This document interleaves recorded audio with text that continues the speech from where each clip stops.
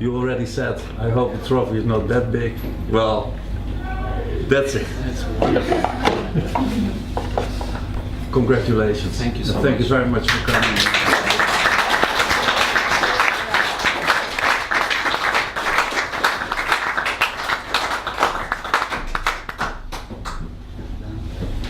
Well, this is the most beautiful trophy that I've ever seen. Not only ever received, because I have received very few trophies, but the most beautiful that I've ever seen. It's a great honor to be here, a great pleasure.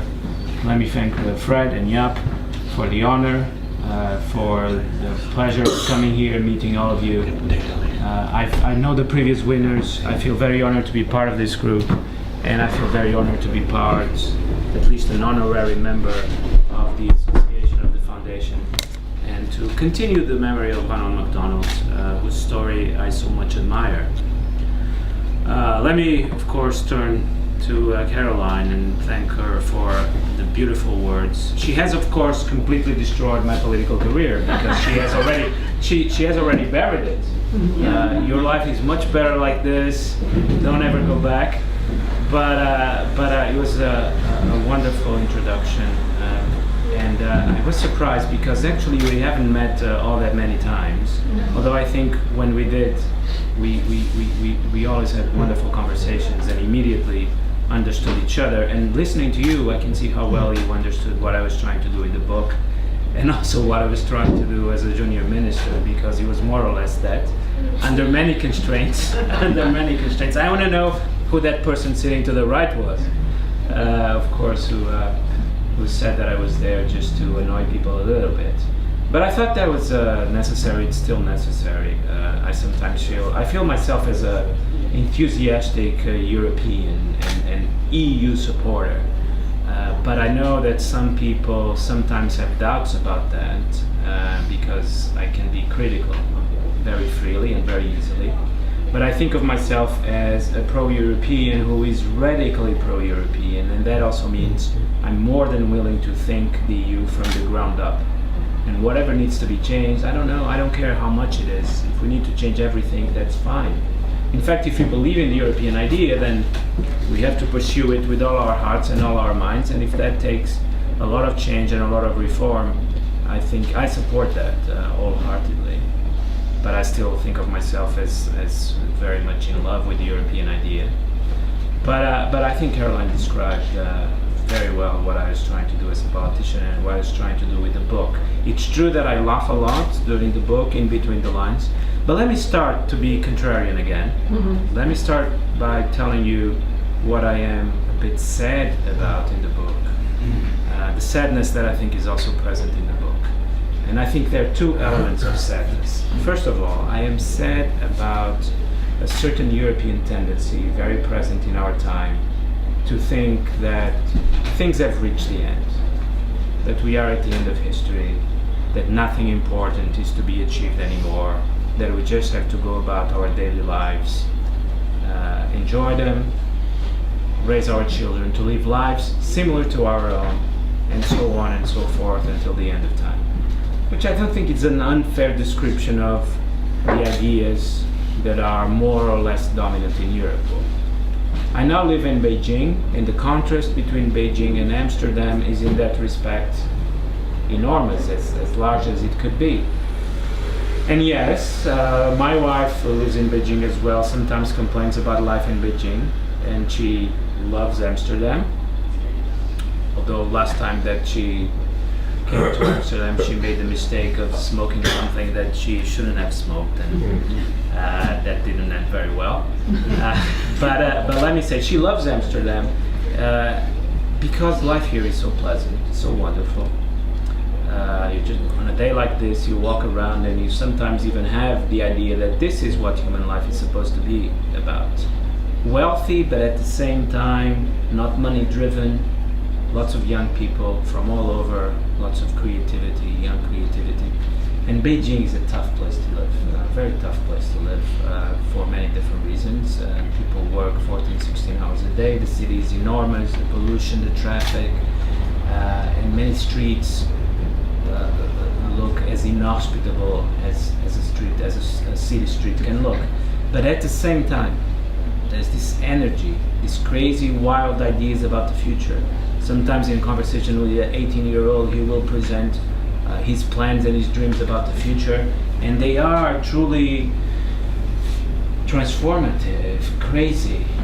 That China wants to change the world. China thinks that history has only restarted and it's moving full speed ahead. And when I come to Europe, as pleasant as it is, I miss that. Because after all, we're human beings and we want to be part of big things and we want to create new things. And I think in the end it cannot satisfy us to live in a world that is supposed to remain the same forever or for the foreseeable future. And so the book tries to capture the spirit of parts in the world that are turned completely to the future and make a little bit of a warning to Europe that, well, either we recover that drive to look to the future and to transform the world without fear, because of course transforming the world is always a fearful enterprise, but we seem to be comfortable with that enterprise 400 years ago. Either we recover that spirit or others will do it for us, but don't think for a moment that the whole world will rest satisfied with things as they are. And there's such a sadness about this element of repetition and of routine, which by the way the European Union does represent, and I wish it didn't represent, but the European Union does represent this element of routine, to the point where if a politician creates too many waves, he might actually be anti-European, because in some sense to be European now represents not to agitate things too much. I'm sad about that, and the book, I think, conveys that sadness. Then I'm also sad about something that I think we've lost in Europe, and by the way, as opposed to the appetite for the future, I don't think it has been gained elsewhere, so I'm even more sad about that. And it's an ability to understand a different country, a different culture, a different civilization from within, on its own terms, not on our terms. And I think we sometimes complain about 19th century Europeans as being imperialists and racists. When I read them, I find that they had an ability to understand the rest of the world that we've actually lost. And when we criticize a country like China, let me say, there's lots to criticize in China, but what I see every day in the newspapers and in the columnists is that you actually criticize China for things that it doesn't deserve to be criticized, and we don't criticize it for the things that it deserves to be criticized. But in the end, we have an inability to understand the rest of the world on its own terms, to sometimes become a bit of a mirror that can just absorb and reflect without imposing our views on the rest of the world. And the book tries to present an alternative to that. All the traveling in the book is an attempt to show how one can arrive at a place without preconceptions, wait for something to happen, try very hard to interpret it on its own terms, to learn from it, not to judge. And I'm actually surprised that I didn't get into more trouble with reviewers for doing that, because I go to Azerbaijan or to Kazakhstan or to China or to Russia, and I very deliberately resist the instinct of just looking for the things that they lack, criticizing and lecturing. Yes, they lack things that we have, and by the way, we lack things that they have. Let's be clear about that. But this idea that one gets there and our first instinct is to criticize their lack of respect for human rights without even trying to understand the culture that is there. Because even if you're concerned about the lack of human rights, then you have to be concerned about the culture that is suffering oppression or authoritarianism. But first of all, understand the culture, and then criticize and point out what is lacking. And so the book is very much about that. There's moments where I work a little bit like a reporter, but I think with a critical difference. I don't take an assignment or an agenda. And I sometimes wish, when I talk to newspaper editors, wouldn't it be possible to do this kind of reporting, where rather than going to a place to find out something, you either already know the question, but in some cases you know the question and the answer when you go there, and you just go to find some evidence or local caller. But how about going to a place without even knowing the question? Just go to a place and you find the question there, what you were looking for you find after you arrive, and the book makes an effort to do that. What I did over and over again in the places that I visit in the book is to arrive, to to wait for a few days until something interesting happens, to be surprised, to be puzzled, and then actually to spend a lot of time trying to get over my puzzlement, trying to read, to investigate, to ask questions, some of which I wasn't even able to address to the end. There is a temple in Azerbaijan that I visited by chance, entirely by chance, and it seemed to me so strange, the rituals that were preserved there. It was clear there is a very early Christian temple, perhaps one of the earliest surviving in Europe. But I could not get to the bottom of it even after speaking with university professors, researchers. That's not present in the book, but many times I spent weeks after coming back trying to get to the bottom of a mystery or a puzzle that I found out by chance during the traveling. And I'm hoping to replicate that way of traveling in future books as much as possible. But again, to return to my introduction, there's also things that I'm sad about. That we lost the appetite for the future and that we lost the appetite for other cultures.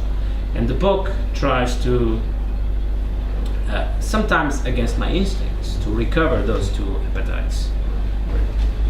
I was also a bit fanatical in this book about that. Not a single element of invention there. It is 100% faithful reporting. I didn't add a word to sentences that are quoted. I didn't make up a character or a location or a place. I wanted to be very strict about that. But I think there's still an element of invention, which starts with the title. It is an attempt to create a new geography. A bit of a contradiction in the title, the dawn of a continent. Well, we kind of tend to think that continents are set in stone. Countries can be born, civilizations, but we tend to regard the continents as the fixed framework under which things start to happen. And so deliberately the title is a bit paradoxical in that sense. It is the birth of a new continent. And then I try to explore that possibility and to make it sound as plausible as possible by the end. But by the way, I should tell you between us that I would not be particularly frustrated if 30 years from now, I'm convinced that this word of Eurasia will become very popular.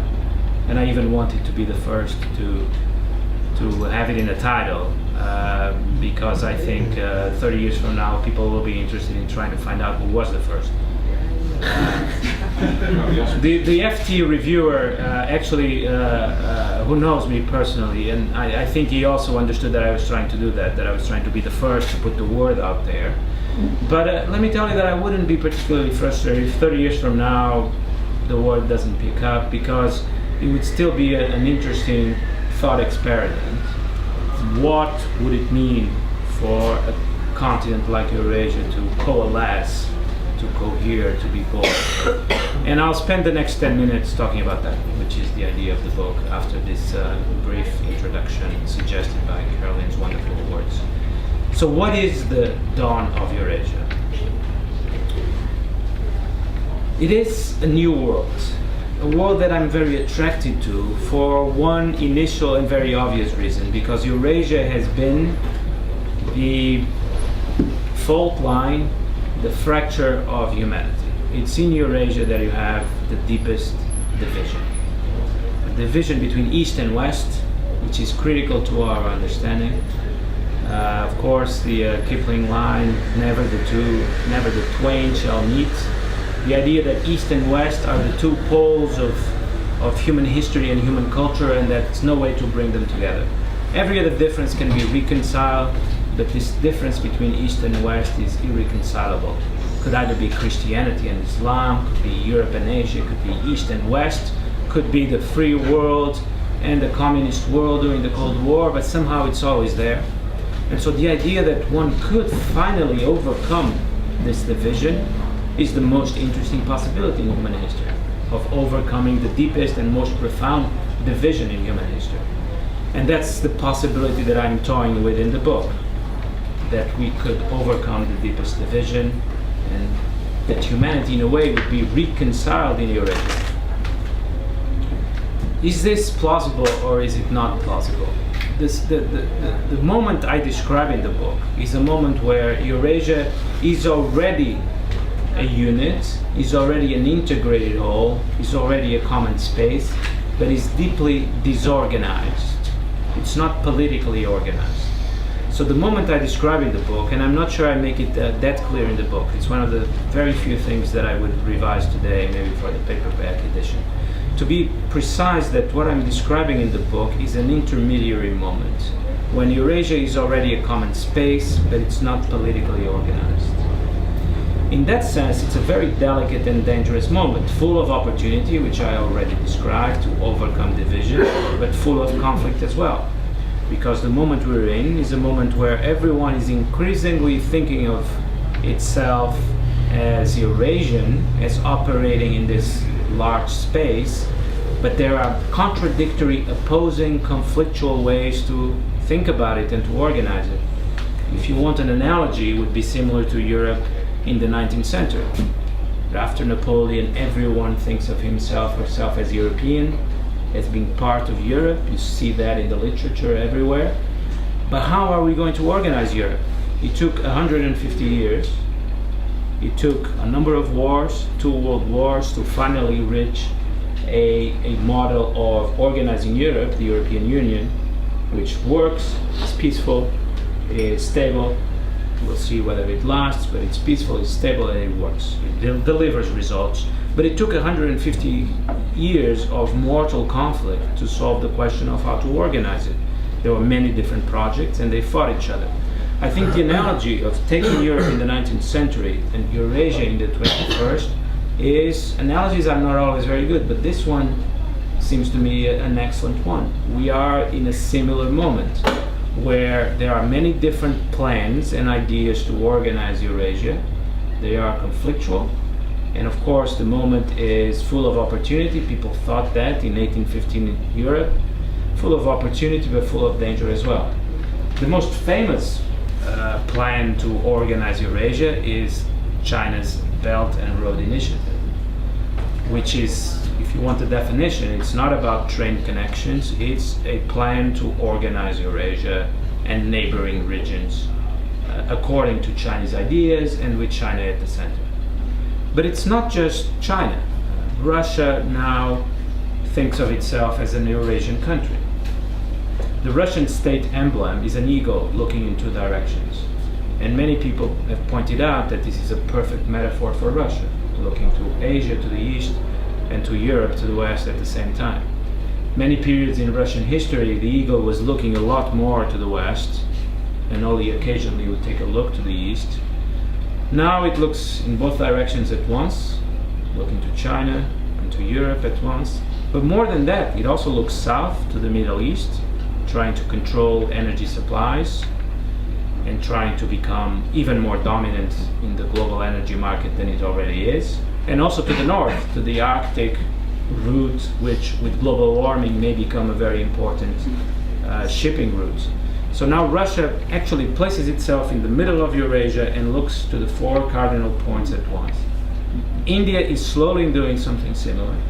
You know that for the Portuguese and the British, India was not the triangle, the subcontinent. India was the region from the Horn of Africa to Malacca. In the Portuguese maps, India, the state of India as we called it, Estado de India, is the Indian Ocean. From Aden to Malacca. This is Portuguese India. And for the British, the same. There's a famous text by Lord Curzon where he says India begins in Aden. And some of the people suggested in Somaliland, which was a protectorate of Delhi, of the Delhi government, of the viceroy. And I think the modern Indian state, very reluctant is moving in this direction of thinking itself as a much broader regional actor than just limited to its borders. Japan, very discreetly but very present in Africa, in the Horn of Africa, as I saw in a recent trip. And then Europe, of course. Europe doesn't have a strategy to expand itself to Eurasia, a deliberate strategy. But I do think the most promising strategy, and the one that Europe has unconsciously, it's not articulated in any document, is in fact this idea of creating little Europes a bit all over the place. In Beijing, there's a class of people, mostly Chinese with some expats, that really look up to Europe, to the European way of life, very much centered about cafe life and fashion, with the brands being overwhelmingly European, the fashionable brands. And then if you go to Mumbai, if you go to Moscow, if you go to Baku, you see that there's this class of people which could be linked together more than it is already, and could be a powerful instrument for European influence. So a network of cosmopolitan classes in all the major capitals of Eurasia seems to me the most promising idea of making Europe a truly Eurasian power, and of being able at least to contribute to the definition of what Eurasia will be. Because the question now is, every major actor has plans, has ideas, developing them very fast about how to organize this space. I would call it, and I hope I'm not being too grandiose, let me tell you also between us that I had a wonderful experience with my editor at Penguin Books, Laura Stickney. I never mentioned her name, but I'll mention it today. Really intelligent reader and writer. And one of the things that she sometimes complained about in my book was that some passages were too grandiose. And my retort was always, what's the problem with that? Be a bit grandiose, it makes it more fun. But if I'm trying to not to sound too grandiose, I think you could make the case that we have now the greatest political task that humanity has ever faced, to organize Eurasia. Because compared to political tasks in the past, to organize Europe in the 19th century, or perhaps you could try to argue that already in the 17th century that it was being done with the Westphalian Treaty, to organize Europe was an extraordinarily difficult task, took centuries, a very successful task, as successful as it could have been, really. A number of very small countries used to be considered the backwater of the world. Even in the 13th century, people would talk about France and England as places where you would never want to go. It's incredible, but it's there in the documents. I mentioned in the book that the daughter of the Prince of Kiev, her father married her to the French king in the 11th century. And she wrote back home saying, "How could you have done this to me, father? I have to live in this dreary place where the food is inedible and the churches are ugly." And she wasn't exaggerating. Compared to Kiev, you see the churches that are still standing. There was nothing in Europe in the 11th century comparing to that. And so it was an extraordinarily successful political effort to organize Europe and to turn Europe into what it has become, out of a starting point that was not that promising, let me tell you, in the effort to change our assumptions. And then the West, after 1945, another difficult task, another extraordinarily successful task, but sort of in scale and size, to organize Eurasia is a much bigger task. And I argue in the book, we'll see in the next 20 years if I'm right or wrong, that this is the task for the next 20 years. I'll finish very quickly with a suggestion. This is also a task for the United States. Some people complain that my book doesn't talk enough about America, and I'm thinking of writing a book about America next. A book where I will argue that American history has only started now, that the 200 years that have gone by were just prehistory under European influence, but that America is being born today. It will be an interesting argument to develop, perhaps a counterintuitive one. But let me tell you that America's task is also directly related to Eurasia. The United States has a choice. Either it ignores Eurasia, retreats into its own borders. It might still be a prosperous place, but history will increasingly pass it by.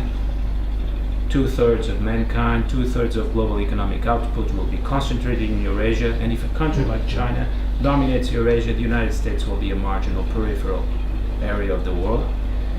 Or the United States tries to foster and promote conflict in Eurasia, trying to keep it divided, turn Europe against China, turn Russia against China, which is something that in my conversations with people in the State Department and elsewhere, the question when I meet an American audience of policymakers to talk about my book, they're usually interested in one question: how can we create division and conflict between China and Russia?